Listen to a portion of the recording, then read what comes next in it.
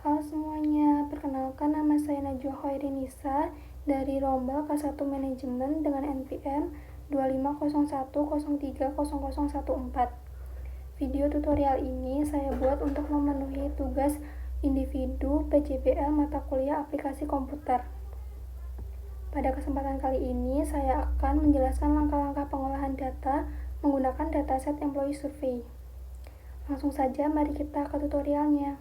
Pertanyaan pertama, poin A dengan soal hitunglah jumlah karyawan pada Departemen Legal yang memiliki tingkat kepuasan kerja sangat tinggi, tetapi juga memiliki tingkat stres yang tinggi.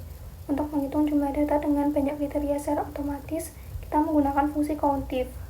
Langkah yang pertama yaitu pastikan referensi kolom pada dataset.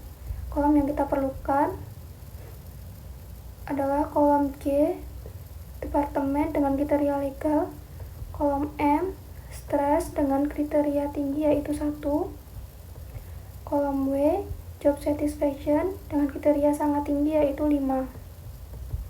Masukkan rumus pada sel kosong sama dengan countif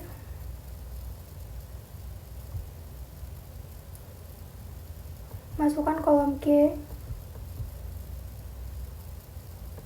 titik koma, pilih legal, titik koma, masukkan kolom W, titik koma, pilih 5, titik koma, masukkan kolom M, titik koma, pilih 1.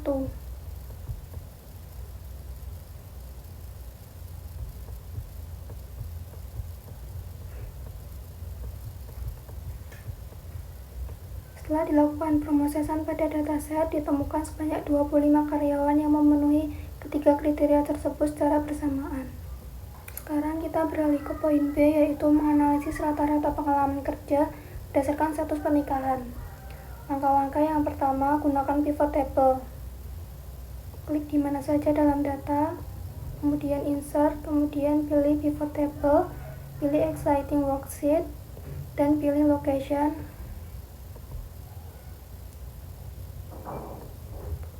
Kemudian OK. Taruh marital status di row dan experience di values. Ubah value setting menjadi average.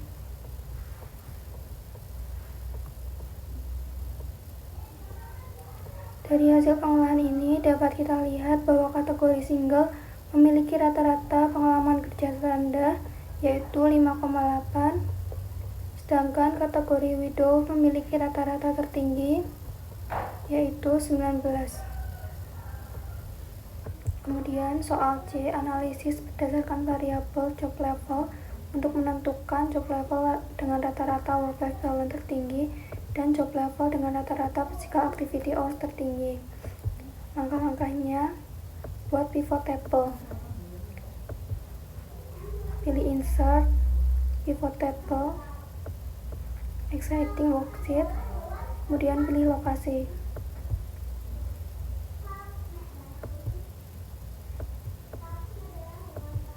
Lalu taruh job level di row, taruh WLP dan physical activity hours di values.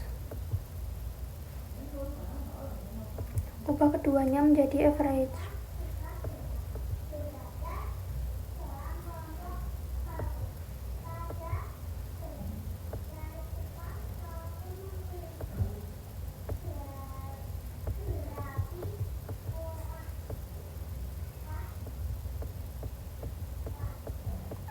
Bisa kita lihat di layar, job level dengan rata-rata work-life balance tertinggi adalah mid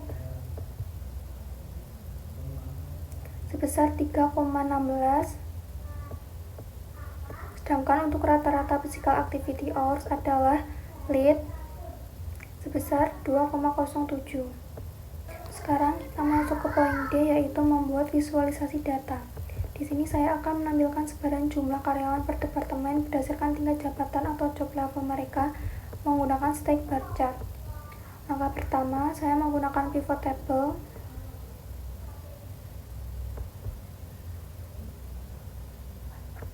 Pilih lokasi. Kemudian klik OK. departemen di rows dan taruh job level di kolom dan values. Klik di mana saja dalam pivot table, kemudian pilih insert, pilih bar chart, pilih stack column.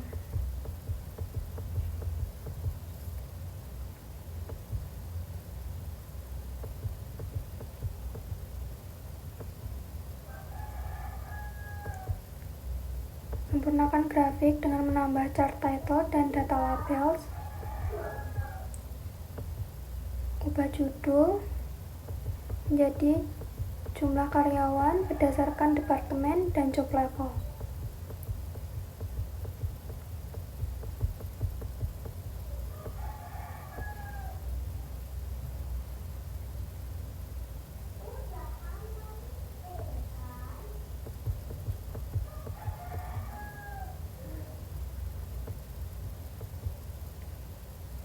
Kemudian ubah chart style dan pilih style 3. Sesuaikan besar grafik.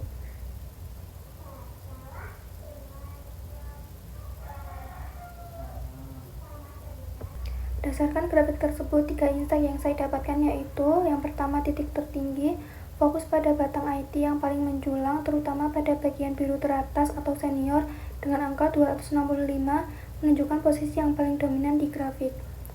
Yang kedua, titik terendah fokus pada batang HR yang paling pendek secara visual, di mana level intern hanya berjumlah 5, angka terkecil di seluruh grafik. Yang ketiga, perbandingan kategori, bandingkan batang finance 217 senior dengan customer service 52 senior. Terlihat jelas bahwa kebutuhan tenaga ahli di finance jauh lebih besar. Yang keempat, distribusi data, lihat warna biru tua atau senior yang mendominasi puncak hampir di semua batang seperti IT 265, finance 217, dan operation 177 menunjukkan perusahaan ini digerakkan oleh tenaga berpengalaman. Yang kelima, anomali atau kejanggalan. Meskipun legal dan marketing punya total batang yang hampir mirip, jumlah junior di legal 65 lebih banyak daripada di marketing, yaitu 50, menunjukkan pola rekrutmen yang berbeda. Sekarang kita masuk ke bagian analisis statistik menggunakan data analisis. Pertanyaan pertama di poin E adalah, apakah ada perbedaan signifikan pada kepuasan kerja antara karyawan yang lembur dan tidak? Langkah-langkahnya: yang pertama, pisahkan data job satisfaction berdasarkan HOT, true atau false. Buat kolom digit baru, beri judul false dan true.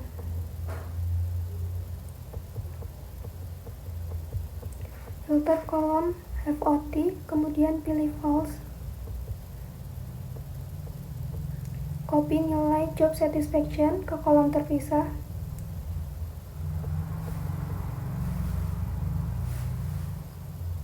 Lakukan hal yang sama untuk true.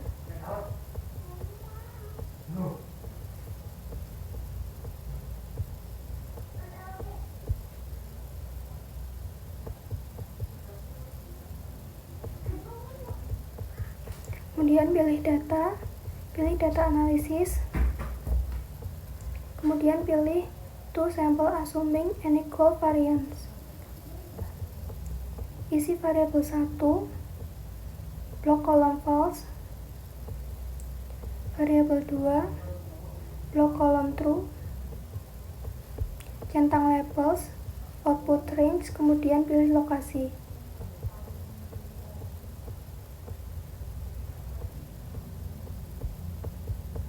Ubah format hasil P to tail menjadi number, kemudian increase decimal.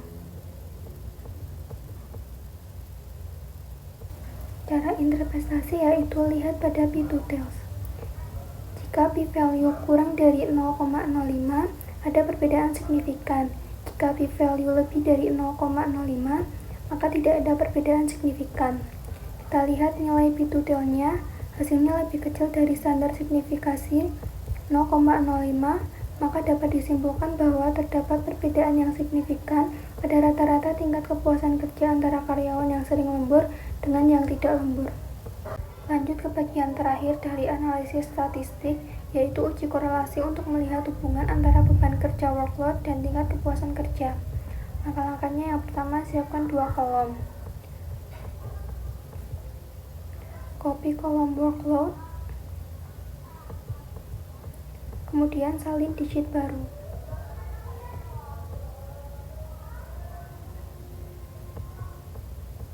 Kemudian copy kolom job satisfaction,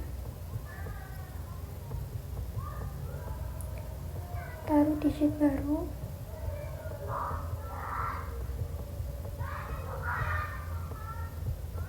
Kemudian pilih data analisis, pilih correlation.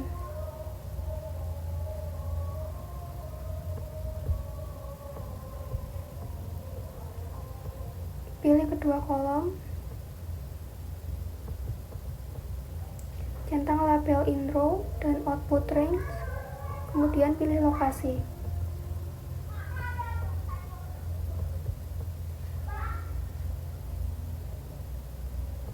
Untuk menentukan hubungan tersebut, kita merujuk pada tabel pedoman nilai korelasi yang ada di bawahnya. Nilai 0,253 berada di rentang 0,20 sampai 0,399. Artinya hubungan antara beban kerja dan kepuasan kerja masuk dalam kategori lemah.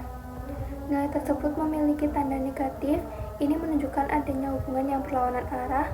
Artinya semakin tinggi beban kerja atau workload, maka tingkat kepuasan kerja atau job satisfaction cenderung menurun dan sebaliknya. Berdasarkan data tersebut, dapat disimpulkan bahwa terdapat korelasi yang lemah dan negatif antara beban kerja dengan kepuasan kerja karyawan.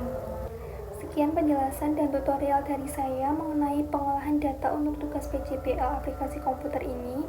Dari analisis yang telah kita lakukan, kita telah mendapatkan berbagai insight penting terkait kepuasan kerja, beban kerja, dan faktor-faktor lain yang mempengaruhi performa karyawan di perusahaan.